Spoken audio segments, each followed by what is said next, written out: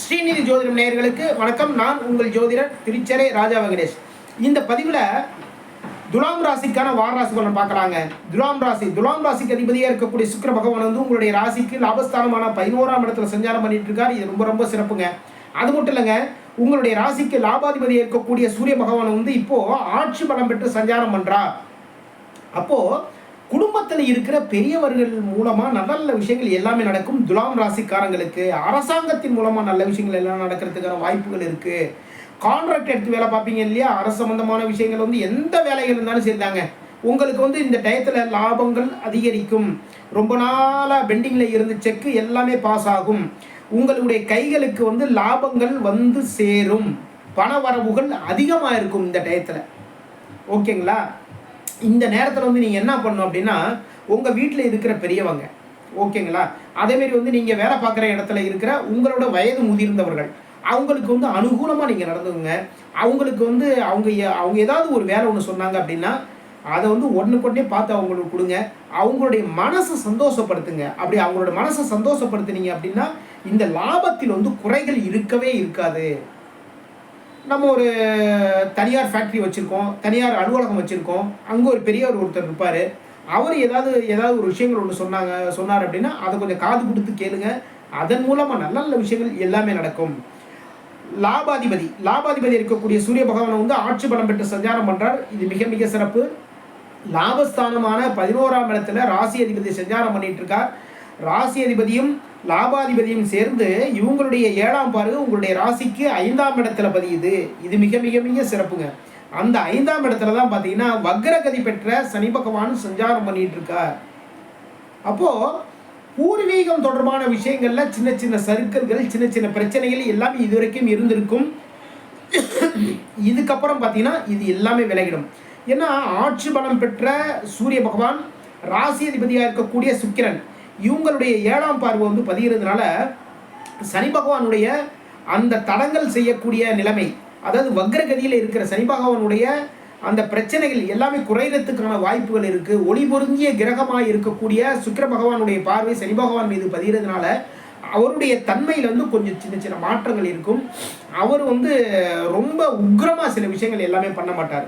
ரொம்ப சில விஷயங்கள் சாதகமாக பண்ணுவார்.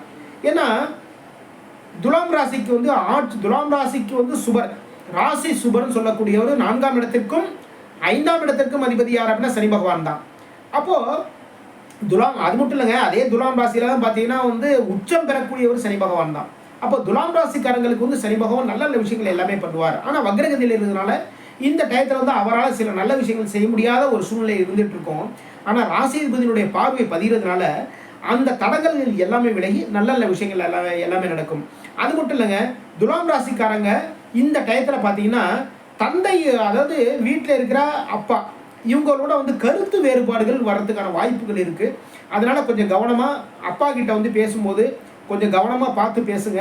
அப்பா வந்து எதாவது சொன்னாங்கன்னா கூட வந்து உங்களுடைய நன்மைக்கு தான் சொல்ல போகிறார் அப்பா, ஓகேங்களா? அதனால் வந்து அதை தாராளமாக ஏற்றுக்கோங்க. மனசுக்கு பிடிக்காம இருந்தாலும் சரி தான், அது தைரியமாக நீங்கள் பண்ணுங்கள். அதனால் எந்த விதமான பாதகம் வரவே வராது. துலாம் ராசிக்காரங்க 19, 20 இந்த நாட்களில் பார்த்தீங்கன்னா ரொம்ப ரொம்ப சிறப்பான நாளுங்க இது. இந்த நாட்கள் வந்து பிஸ்னஸ் சம்மந்தமான விஷயம் பேசுகிறதாலும் சரி தான், ஒரு பிஸ்னஸ் சம்மந்தமான கான்ட்ராக்டில் சைன் பண்ணுறதுனாலும் சரி தான், புதிய வேலைகளுக்கு வந்து நீங்கள் முயற்சிகள் பண்ணுறதுனாலும் சரி தான், இந்த நாட்கள் வந்து நீங்கள் பண்ணிங்கன்னா ரொம்ப ரொம்ப ரொம்ப சிறப்பான நாள் இந்த நாள். எப்போ 19, 20 ரொம்ப சிறப்பு. இந்த டயத்தில் பார்த்தீங்கன்னா ஒரு வீடு வாங்கலாம். இல்லை அப்படின்னா வந்து ஒரு வீடு வாங்குறதுக்கு ஒரு ஐடியா வச்சுருக்கீங்க, ஒரு மனையை வந்து நம்ம பார்த்துட்டு வரலாம் அப்படின்னு வந்து நீங்கள் இந்த நாட்களில் போய் பாருங்கள்.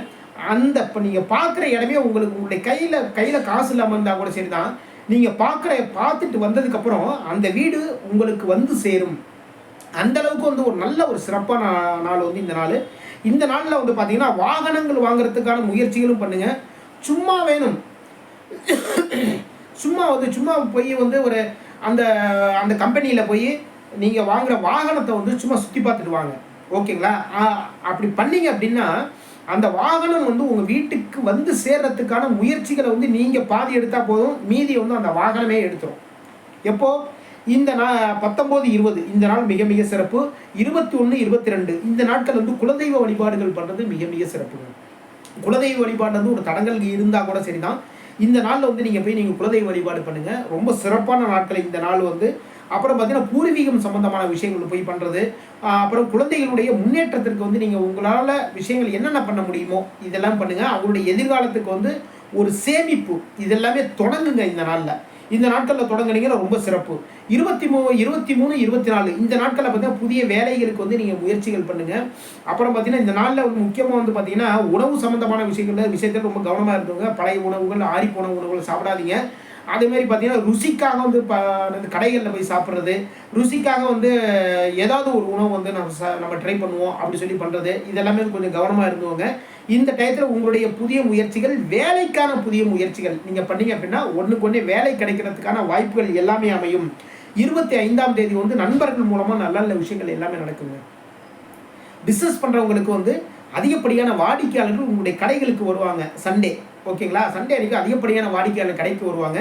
இதன் மூலமாக லாபங்கள் அதிகரிக்கும். எடுத்துக்கிட்ட வேலை வந்து ரொம்ப அழகாக செய்யுங்க. எந்த ஒரு வேலை இருந்தாலும் சரி தான், அதில் வந்து குறை வைக்காமல் நீங்கள் செஞ்சீங்க அப்படின்னா துலாம் ராசிக்காரங்க ரொம்ப சிறப்பு. அதில் அது மட்டும் இல்லைங்க, துலாம் ராசிக்காரங்க சில பேர் வந்து வழக்கறிஞராக இருப்பீங்க.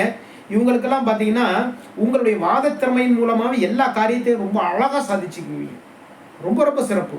துலாம் ராசிக்காரங்க வந்து இந்த வாரம் சரி தான், எந்த வாரமும் சரி தான், முருகப்பெருமான் வழிபாடு மிக மிக சிறப்பு. சிவன் வழிபாடு ரொம்ப ரொம்ப சிறப்பு. இந்த வாரத்தில் முருகப்பெருமானையும் வழிபாடு பண்ணுங்கள், சிவபெருமானையும் வழிபாடு பண்ணுங்கள், அம்பாளையும் வழிபாடு பண்ணுங்கள். இது ரொம்ப ரொம்ப சிறப்பு.